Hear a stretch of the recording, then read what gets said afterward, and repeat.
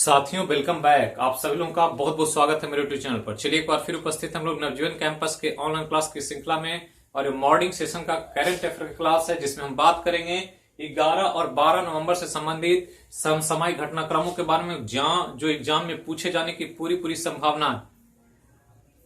पिछले सप्ताह में कुछ पर्सनल या निजी कारणों से कुछ व्यस्तता है जिसकी वजह से क्लास हम कंटिन्यूटी के साथ नहीं ले पा रहे हैं, लेकिन एक दो दिन में मतलब दीपावली के बाद मंडे से क्लास अपने निर्धारित समय पर चलेगा जैसे चलते आ रहा था। तो जो असुविधा हुई उसके लिए खेद है। आप लोग अपने अपने स्तर से अपना स्वाध्याय सेल्फ स्टडी करते रहें, जो पढ़ाया गया है उसको रिवीजन करते रहें, क्वेश्चन आवर को देखें और आने वाले समय में जो क्लास है उसको कंटिन्यू करें। जो अभी तक चैनल को सब्सक्राइब नहीं किया सब्सक्राइब करें, क्लास को लाइक करें और अपने अपने सभी ग्रुप में शेयर भी करें। तो चलिए शुरू करते हैं आज का समसामयिक घटनाक्रम से संबंधित एक क्लास। पहला जो टॉपिक है कि पीएम मोदी ने आसियान भारत शिखर सम्मेलन के 17वें शिखर सम्मेलन का वियतनाम के प्रमुख जो प्रधानमंत्री के समकक्ष उनके साथ मिलकर के शिखर सम्मेलन को संबोधित किया, जिसमें दक्षिण पूर्व एशियाई का जो संगठन है आसियान, इसके सभी सदस्यों ने भाग लिया और इसमें अपने सभी मुद्दों पर बातचीत की गई, जिसमें व्यापारिक समुद्री व्यापार हो या कोविड-19 का काल हो या जो भी व्यापार से संबंधित बातें हैं, कैसे इसको डेवलप किया जाए, इस भारत और आसियान का जो संबंध है इसको कैसे और मजबूत किया जाए, इस पर चर्चा हुई।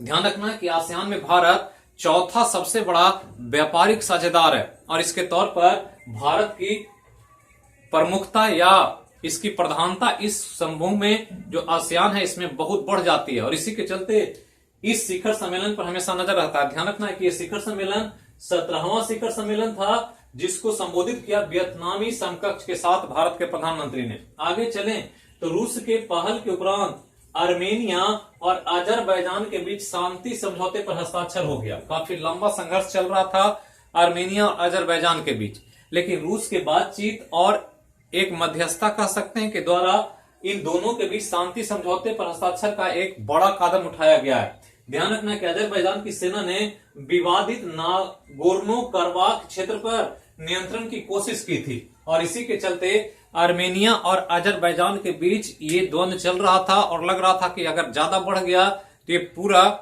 विश्व के स्वरूप को बदल सकता है और पूरी दुनिया युद्ध के चपेट में आ सकती है। लेकिन रूस के एक पहल के द्वारा शांति समझौता हो गया है आर्मेनिया और अजरबैजान के बीच। ध्यान रखना है कि जो विवादित मुद्दा है नागोर्नो कराबाख क्षेत्र को लेकर के, जिस पर अजरबैजान की सेना अपना कब्जा जमाना चाहती थी, इसी के चलते ये विवाद उत्पन्न हुआ था। आगे चलें तो रक्षा मंत्री राजनाथ सिंह ने डीआरडीओ भवन में एंटी सैटेलाइट मिसाइल ए-सैट का मॉडल लॉन्च किया। एक बड़ा उपलब्धि है ये। तो ए-सैट एंटी सैटेलाइट मिसाइल जो अंतरिक्ष में किसी उपग्रह को नष्ट कर सकता है, बाधित कर सकता है, ये क्षमता भारत ने 27 मार्च 2019 को प्राप्त किया था डॉक्टर अब्दुल कलाम जो परीक्षण द्वीप है वहां से सफलतापूर्वक टेस्ट करके, और ऐसा करने वाला भारत विश्व का चौथा देश बना। इसके पहले अमेरिका, रूस और चीन ऐसा कर सकते थे, लेकिन इस श्रेणी में भारत का भी नाम जुड़ा। तो ध्यान रखना है ए-सैट बहुत इंपॉर्टेंट है, जिसके द्वारा किसी भी अंतरिक्ष में मौजूद उपग्रह को नष्ट किया जा सकता है या उसको बाधित किया जा सकता है। तो ये क्षमता उत्पन्न किया और इसी का मॉडल लॉन्च किया राजनाथ सिंह ने डीआरडीओ भवन में। आगे चलें तो बहरीन के पीएम प्रिंस खलीफा बिन सलमान अल खलीफा का निधन हो गया। बहरीन एशिया का तीसरा सबसे छोटा देश है, लेकिन इनका नाम आपको ध्यान रखना है कि बहरीन के प्रधानमंत्री प्रिंस खलीफा बिन सलमान अल खलीफा का निधन हो गया, इसलिए कि ये ऐसे व्यक्ति हैं जिनको दुनिया में सर्वाधिक समय तक, लंबे समय तक प्रधानमंत्री रहने का श्रेय प्राप्त है। ध्यान रखना है कि ये 1971 में प्रधानमंत्री के पोस्ट को संभाला बहरीन का और तब से सबसे लंबे कार्यकाल तक सेवा दिया बहरीन का, जिनका निधन हो गया है, ये ध्यान रखना है। आगे चलें तो गृह मंत्री ने सरहद बिस्तर विकासोत्सव 2020 का उद्घाटन किया। तो एक बड़ा योजना है, ध्यान रखना है। सरहद बिस्तर विकासोत्सव 2020 का उद्घाटन किया और उद्घाटन जो किया गया गुजरात के धोरडो गांव से 12 नवंबर को किया गया था गृह मंत्री अमित शाह के द्वारा। एक बड़ा उत्सव है इसलिए कि ये सीमा पर विकास के कार्य को लेकर के किया जा रहा है और इस प्रकार से जो भी सरहद है हमारे वहां पर डेवलपमेंट हो सके, उसकी मजबूती हो सके, इसके लिए विकासोत्सव मनाया गया।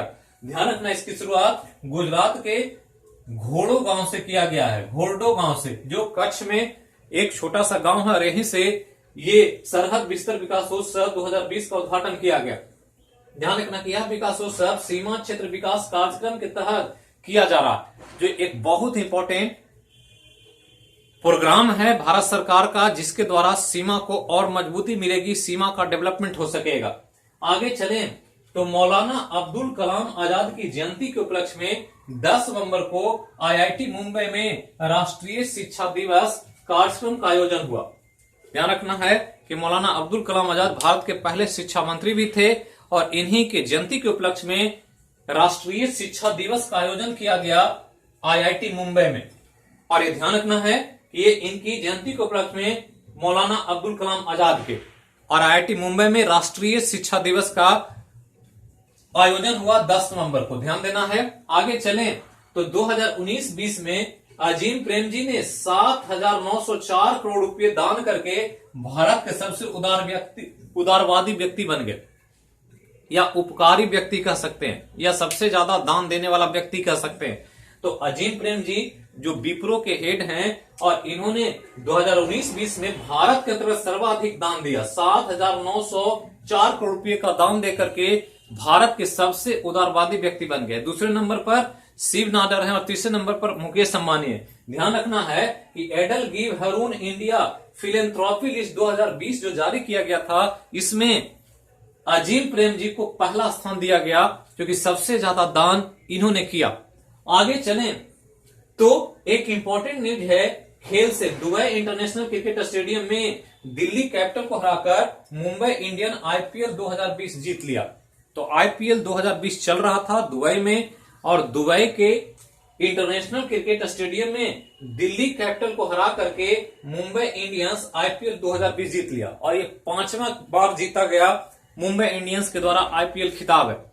2019 में भी वो जीती थी। ध्यान रखना है कि इस टूर्नामेंट में सबसे अधिक रन केएल राहुल ने बनाया, जो किंग्स 11 पंजाब से खेलते हैं, और इन्होंने सर्वाधिक 670 रन बना करके ऑरेंज कैप प्राप्त किया। जबकि कैगिसो रबाडा दिल्ली कैपिटल से खेलते हैं और इन्होंने सर्वाधिक विकेट लेकर, जिनकी संख्या 30 है, पर्पल कैप प्राप्त किया। तो ये कुछ महत्वपूर्ण समसामयिक घटनाक्रम जो 11 और 12 नवंबर से संबंधित है, इसको देखें और ध्यान रखें और ऐसे ही करंट अफेयर पर नजर डालें। पेपर पढ़े तो, टीवी पढ़े तो, मैगजीन पढ़े तो, इधर उधर या मसाला स्पाइसी न्यूज से बचें, वो हमारे काम का नहीं होता। साथ ही हमने कहा है कि कुछ नियमितता चल रही है। आज दीपावली है तो दीपावली को सेलिब्रेट करें और दीपावली को अपने अंदर प्रज्वलित करने का प्रयास करें, अपने अंदर के अंधकार को मिटाएं और ये प्रकाश हमारे सभी लोगों के जीवन में सुख, समृद्धि, शांति और विकास का प्रकाश फैला सके। यही मेरी और पूरे नवजीवन परिवार के टीम की कामना है आप लोगों के लिए। तो फिर मिलेंगे हम लोग एक नए क्लास में एक नए विषय के साथ। हमने कहा 1-2 दिन और व्यस्तता के कारण बाधाएं आ सकती है और एक क्लास जो है सोमवार से अपने नियमित टाइम पर चलेगा, जैसे चलता था उसी शेड्यूल से। तो फिर मिलते हैं। बोलिए सब मिलकर एक बार, जय हो मैया की। Thank you.